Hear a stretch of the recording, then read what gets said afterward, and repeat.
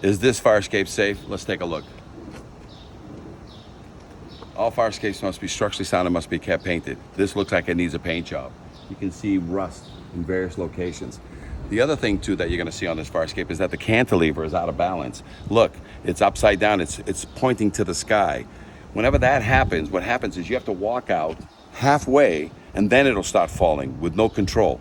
So this fire escape is currently not certified. So if you own this place or rent this place and an incident occurs on this fire escape, you are not gonna be insured because you have a non-certified fire escape, right?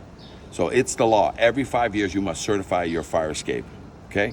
Now, if you have a fire escape that has similar issues, call the fire department, fire prevention, call the building department, building inspector, and tell them about your situation. Otherwise, if you want to send us a photograph, we will call them for you.